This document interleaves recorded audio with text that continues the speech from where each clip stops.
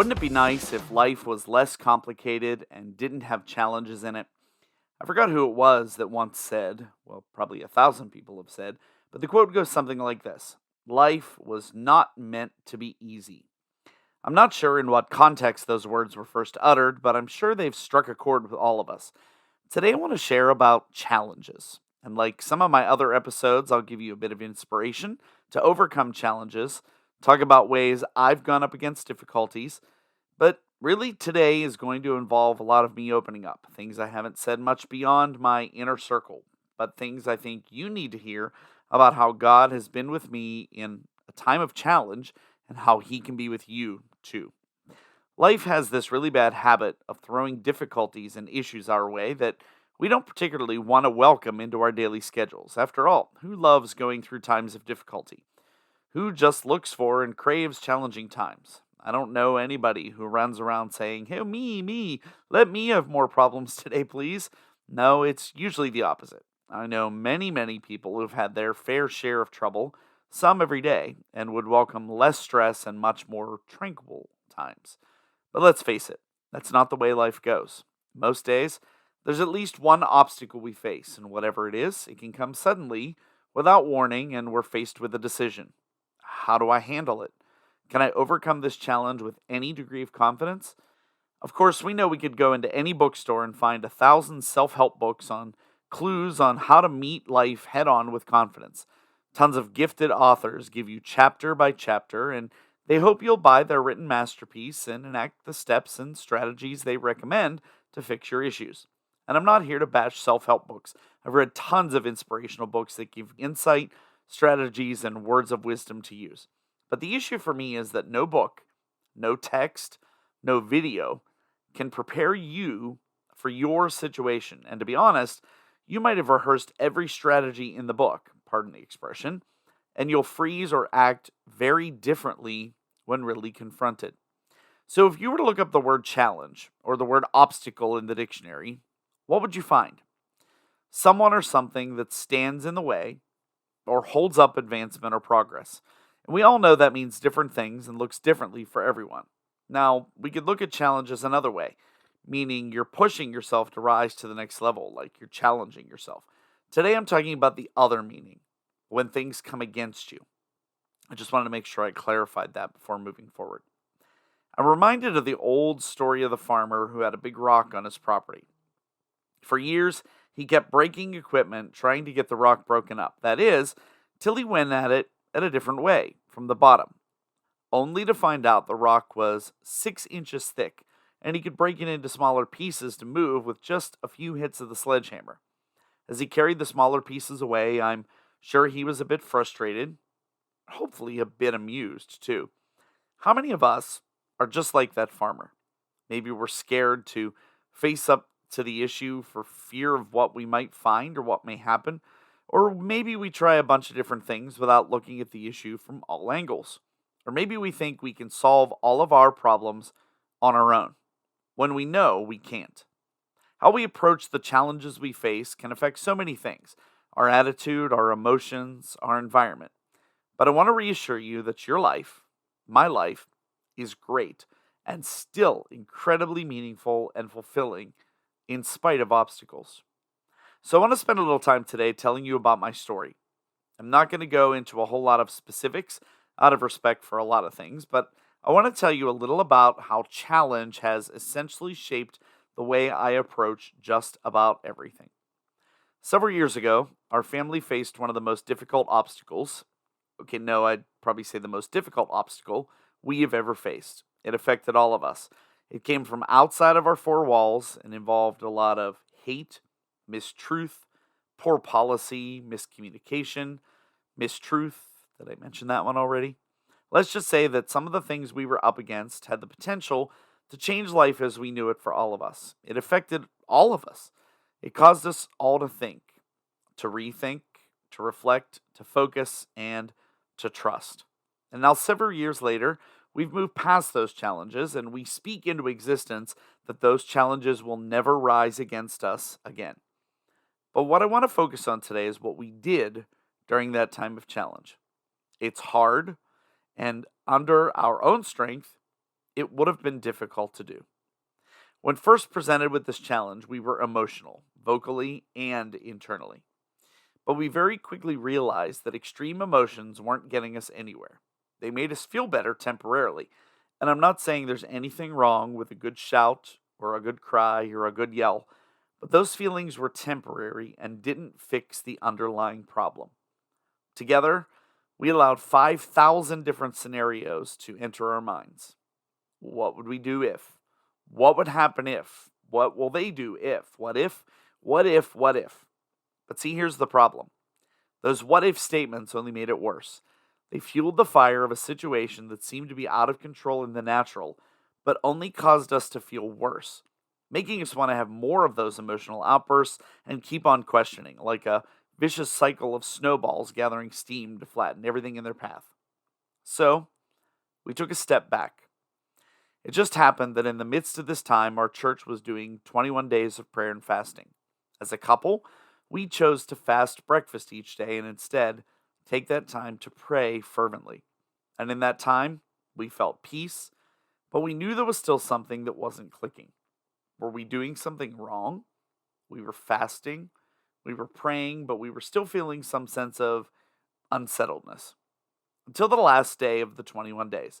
That day, everything changed. That day, I felt convicted.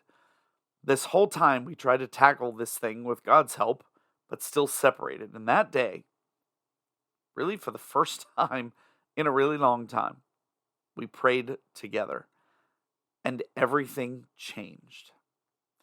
That day, we began on a journey that has revolutionized our relationship. It has revitalized our marriage, our family, and our faith. That day, we gave it all up together and said to God out loud, "You know the situation. We trust you to bring truth to light." And most importantly, we asked, probably for the first time, for God to show us where He wanted us to go and what He wanted us to do.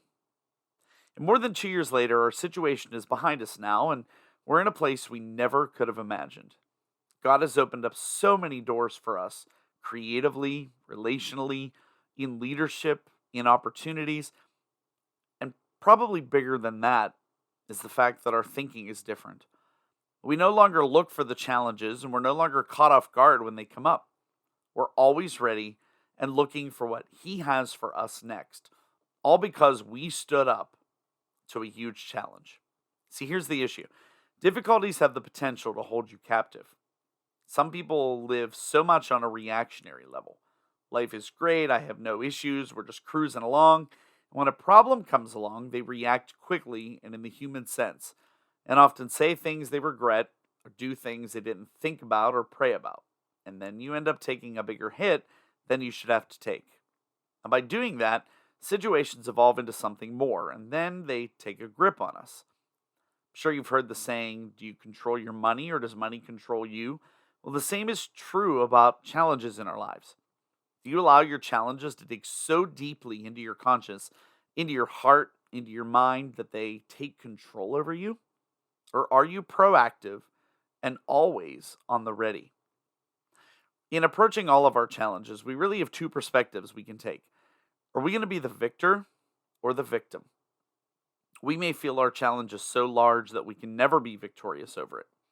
But I remind you of a young man named David and the large giant that he took down, Goliath. No one else wanted to face that giant. David knew that with God's help, he was bigger. We don't have to have all the friends, or all the money, or all the weapons, or all the answers of the world on our side. We can be victorious when we allow God to fight our battles with us. And here's the best part.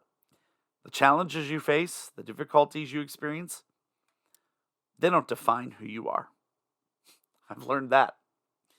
When challenge and obstacles come in our way, the enemy will do everything he can to convince you this is the way it has to be, that these troubles define your life. But guess what? Yeah, that's not the case at all.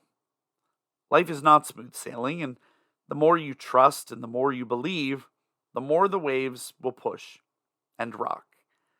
But you will have the reassurance to trust that they won't knock you down. and the trust to know that God will have your back no matter how high the water gets. So back to my story. Here we are. Our hardest challenge ever is behind us. What have I learned? I've learned first that I could never have done it on my own. Yes, I leaned on prayer and my relationship with God to give me strength every day. But we also relied on each other, people we knew could help, and people who we could trust. This isn't to say we put this battle in human hands. We took on partners who we knew would pray alongside us and proclaim its end. So, what about the fact that it took years to get through? Well, that's the staying power of faith. You see, God has greatness in store for all of us. Yes, even you, even though you might be thinking otherwise. And nothing that comes in our way, no failure, no obstacle, no hindrance, no rejection, and no matter how long it may take, can keep us from the greatness God has in store for us. For our family, things are changing. We're in a different place than we were several years ago. Yes, I know that's literal since our daughter's off at college, but we also have a different mindset now. We aren't just gliding along with life and then fledging when a new difficulty presents itself. We're looking and listening and sensing all the time where God is taking us. And right now, that's a lot. It's new opportunities, new growth, stretching, it's conversations, it's understanding. We're different people today than we were even just a year ago. I'm still teaching, but writing a lot more, continuing this podcast, doing Instagram inspiration, and now doing part-time reporting for radio news. Things are very different now, but we're finding our place and serving in our race. And a year from now, only God truly knows what things will look like. We might be halfway around the world doing things very differently than we are now, but we seek and we trust. Rather than just gliding along and then getting on the brink of collapse when challenge comes our way, we're always ready. Because we know that when God seeks to elevate us to something greater than ourselves, the enemy will try to take us out. And every time with something different. So we battle with more than we can on our own. I want to wrap up today by reading one of the many scriptures that covers being ready for challenge that has really always rung so familiar to me, and that's Matthew chapter 7, starting in verse 24. Jesus himself uses the analogy of wise and foolish builders to give us a glimpse of what life can be like if disaster strikes and we're not grounded on the rock. It says this is the NIV. Therefore, everyone who hears these words of mine and puts them into practice is like a wise man who built his house on the rock. The rain came down, the streams rose, and the winds blew and beat against that house.